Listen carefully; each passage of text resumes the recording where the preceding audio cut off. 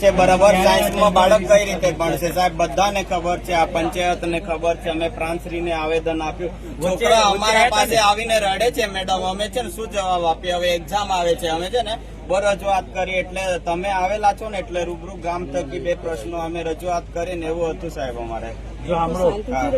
શાંતિથી જ કરીએ છીએ મેડમ. આ પોલીસ વાળા અમને આવા નહીં દેતા, અમે શાંતિથી રજૂઆત કરીએ. જિલ્લા શિક્ષણ અધિકારી એક વસ્તુ પહેલા તો સમજો, આ મોડલ સ્કૂલ પણ અમે જ લાયા છે.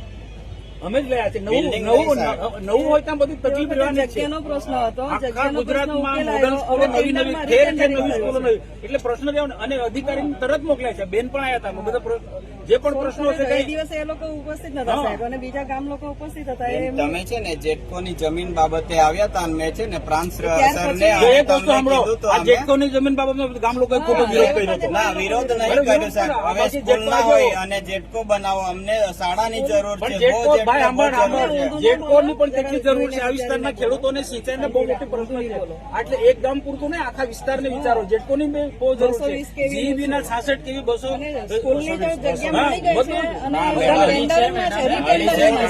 સાયન્સ સ્કૂલ છે ને બધા પ્રશ્નો બધું ઉકેલીશું. બધું ઉકેલું, બધું કોઈ બાકી નથી રાખવાના. કોઈ બાકી નથી રાખવાનું. થોડું ધ્યાન કોઈ બાકી નથી રાખવાનું. મોડલ સ્કૂલના બાળકો પ્રાથમિક શાળામાં ભણે છે, બરાબર. અમને દુઃખ થાય છે ગામના નાગરિક તરીકે. એ વૈકલ્પિક વ્યવસ્થા છે. મકાન બની જશે એટલે આપણી બધી સુવિધા મળવાની છે. 12 કરોડ રૂપિયાની શાળા મંજૂર થઈ છે. હવે આપણે બિલ્ડિંગ બની જાય એટલે તપાસ કરો. અમે તો જમીન આપેલી છે. આખું તપાસ કરો ને. તમારા હાથી સેલમમાં અમે જમીન આપેલી છે. બીજું કારણ બધા ગાણા કાઢો. તમે રીટેન્ડરિંગ થયું છે. તમે જ્યાં સહયોગ આપવાનો તે આપતા નથી. સરકારની સતત ટીકા કર્યા કરો તો ના, અમારો પૂરો આપણે આશો છે તારે જે રજૂઆત તમે કહ્યું છું, ત્યાં સુધી કહ્યું છે કોઈ દિવસ?